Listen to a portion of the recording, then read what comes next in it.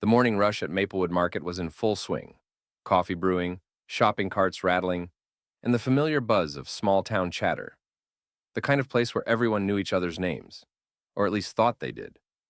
Behind Register 3, Ava Williams adjusted her name tag, brushed a stray braid from her face, and gave a polite smile to the next customer in line. She was used to long shifts and longer stares. At 23, she balanced college classes, two part-time jobs, and a quiet resilience that came from growing up in a world that didn't always see her. Next, please, she said softly. A white woman in her late 40s stepped forward. Diamond earrings, expensive coat, the kind of confidence that came with money and entitlement. Her name was Linda Prescott, a regular who never smiled at cashiers. Paper or plastic? Ava asked. Linda glanced at her without answering. Her eyes scanned Ava up and down, the uniform, the tired eyes, the brown skin, and then she scoffed. I suppose it doesn't matter. You'll probably double bag it wrong anyway. Ava blinked, stunned for a second, but kept her voice calm. I'll make sure it's secure, ma'am. Linda leaned forward, slightly smirking. You know, honey, maybe if you spent less time chatting and more time working, you wouldn't be stuck behind a register. The people in line shifted uncomfortably. A man cleared his throat but said nothing. Ava's hands trembled slightly as she scanned the last item, a box of imported tea. That'll be 1842. Linda dropped her card on the counter instead of handing it to her. Of course it is. Everything costs more these days. Probably so people like you can get hired. Ava froze, her lips pressing together. Excuse me? Linda smiled sweetly. Oh, don't get sensitive. I'm sure you're doing your best. The words hit like quiet poison. But Ava didn't respond. She finished the transaction, handed the receipt, and whispered, Have a nice day. Linda smirked. I already was. She turned, tossing her hair as she walked toward the door. The line behind her was silent until an older woman muttered under her breath, Lord have mercy. Ava exhaled slowly. Her coworker, Marisol, leaned over. You okay, girl? Ava nodded faintly. Yeah, people like that, they just don't know any better. Marisol smiled gently. You've got more grace than I do. Ava smiled back, though her eyes were glassy. Maybe. But someday, people like her will learn. She turned to help the next customer, her movements calm again, professional, composed, unbreakable. What Linda didn't know was that this cashier was only working at Maplewood Market for the summer. Not because she needed the job, but because her father, Mayor Richard Williams, believed his daughter should know what it meant to serve every member of the community.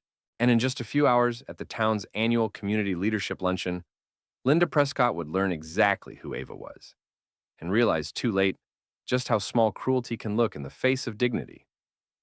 The next afternoon, the Maplewood Community Center buzzed with energy. Polished floors reflected the soft glow of chandeliers, and the faint scent of coffee and pastries filled the air.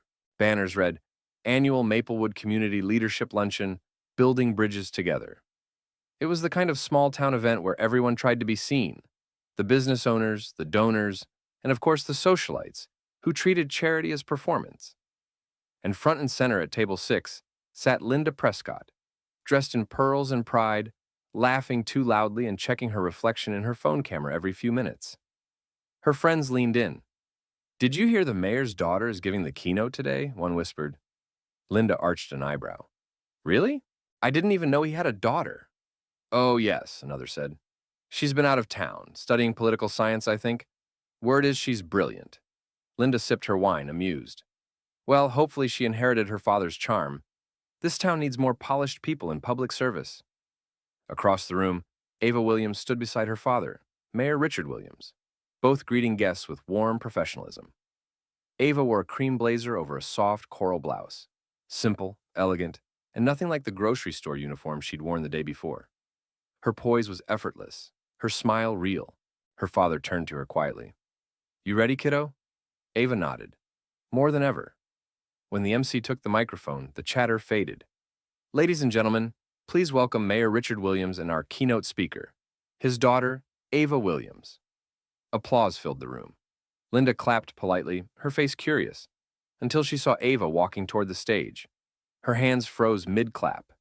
It couldn't be. The same girl from the checkout line, the one she had mocked, insulted, dismissed, now stood at the podium. smiling with calm confidence as cameras flashed. Linda's face drained of color. Ava adjusted the microphone, glancing across the room until her eyes met Linda's. The recognition was unmistakable, a flicker of quiet understanding, not revenge. "Thank you all for being here," Ava began, her voice steady and graceful. "When my father first asked me to speak today, I hesitated. Because for me, community isn't about speeches. It's about how we treat people when no one's watching." A ripple of silence swept through the crowd. "Yesterday," she continued, her tone calm but weighted, "I was reminded of something. I was working a shift at Maplewood Market as part of my summer civic program. I met someone there. Someone who didn't see me as a person, but as a position." Linda's friends turned toward her, their eyes widening. She shrank slightly in her chair, her hand tightening around her napkin. Ava went on.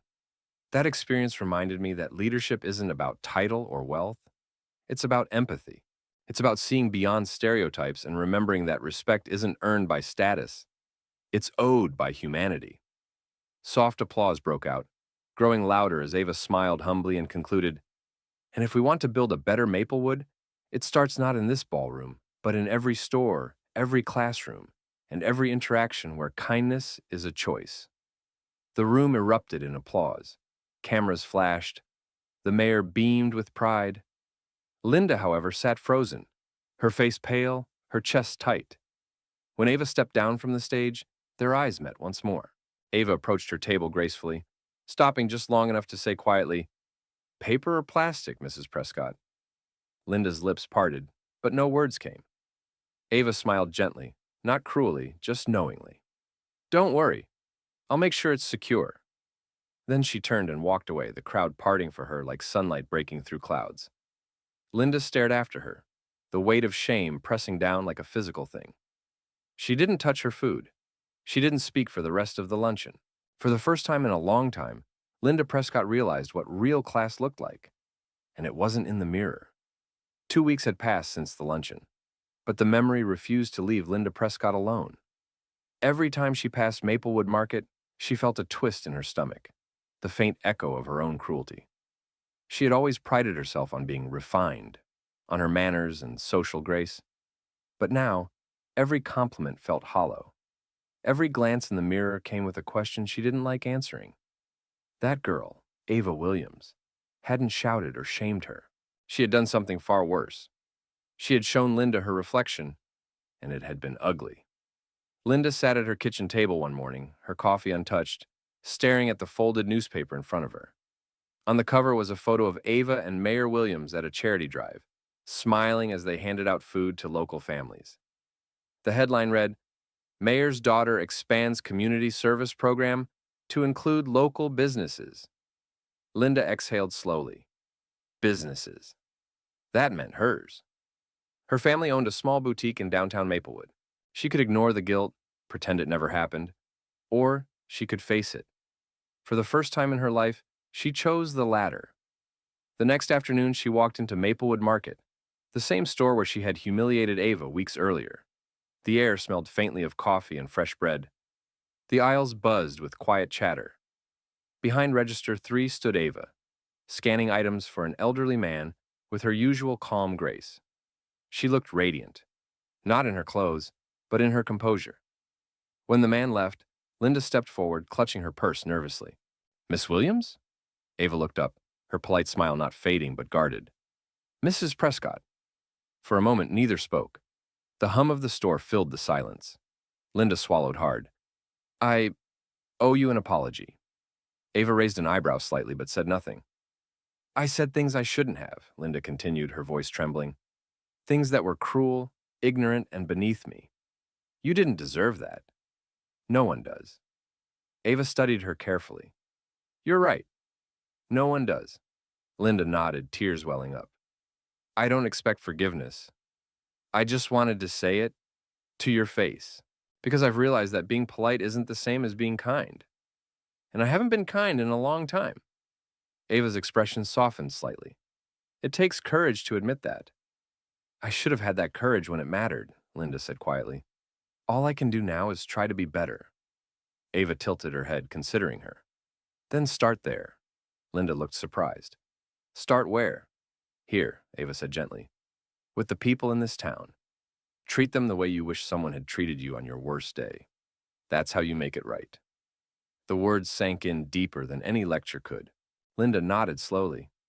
Thank you for not hating me. Ava gave a small, genuine smile. Hate doesn't fix anything. Change does. The following week, Maplewood Market hosted a Community Appreciation Day, sponsored by local businesses, including Prescott Boutique. Linda stood beside a table of donated clothing and warm blankets, greeting people with genuine warmth. No forced smiles, no hollow compliments, just gratitude. When Ava arrived with her father, Linda approached her quietly. I followed your advice, she said softly. I started here. Ava smiled. I noticed. Linda hesitated, her voice almost breaking. You know, I used to think respect was something people owed me. Now I see it's something you earn by how you treat others. Ava nodded. Then you're already on your way. As they stood there, side by side, handing out clothes to families, the past hung between them. Not as a wound, but as a reminder. People whispered as they passed, some recognizing the pair, some remembering the incident at the market. But instead of shame, Linda felt something new. Peace. She couldn't erase what she had done, but she could write a different story now. And in that small grocery store, at the same place her prejudice had once shown its face, two women stood together, proving that dignity and change could exist in the same moment.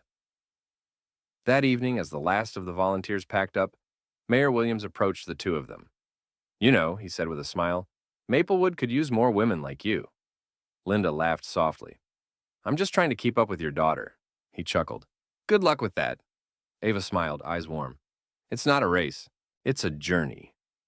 And for the first time, Linda believed her. A year later, Maplewood Market looked different.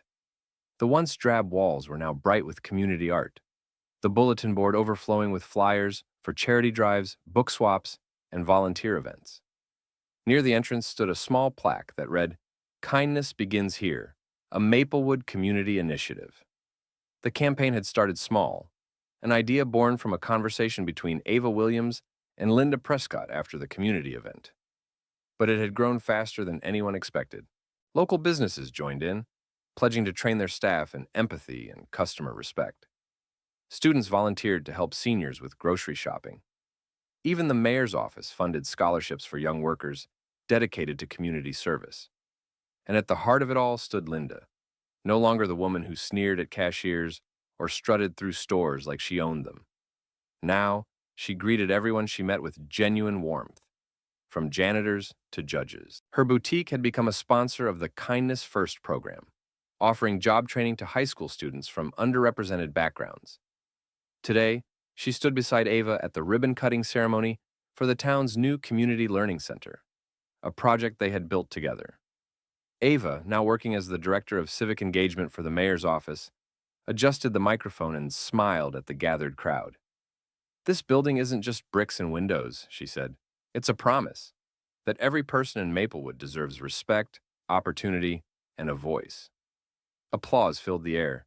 When it quieted, Ava turned slightly. And I want to thank someone who reminded me that change is possible, even when it starts from a mistake. Linda's eyes widened slightly as Ava gestured toward her. This center wouldn't exist without the dedication of my friend, Mrs. Linda Prescott, Ava said warmly. She showed us all that accountability isn't about guilt, it's about growth. The audience clapped again, some nodding, others smiling knowingly. Linda stepped up, her voice trembling just enough to betray her emotion. If someone had told me a year ago that I'd be standing here next to Ava Williams, I wouldn't have believed them. But life has a way of teaching us, sometimes painfully, what really matters. I learned that kindness isn't weakness, it's strength. And real class doesn't come from what you wear, but how you treat people. A few people wiped away tears. Ava smiled softly, resting a reassuring hand on Linda's shoulder. As the ribbon was cut, confetti fluttered through the air, children laughed, and the mayor himself cheered from the front row. In that moment, it didn't matter who was rich, who was powerful, or who had once been wrong, only that they had built something good together. Later that evening, when the crowd had thinned, Linda stood outside the center, watching the sunset spill gold over Maplewood's rooftops. Ava joined her, holding 2 cups of coffee from the market. You know, Linda said quietly, the first time I walked into that store, I thought I was better than you. Ava chuckled softly. And now? Linda smiled. Now I just hope to be a little more like you. Ava shook her head. No, just be the best version of you. That's how the world changes. They stood in comfortable silence, sipping their coffee, watching as kids played in the park nearby. For both women, that small town had been the stage of humiliation, lesson, and redemption. Proof that sometimes the people we least expect to teach us end up changing us forever. As the streetlights flickered on, the kindness begins here sign glowed gently above the market's door, like a quiet promise. And for the first time, the town truly lived up to its name, Maplewood, where grace took root and grew.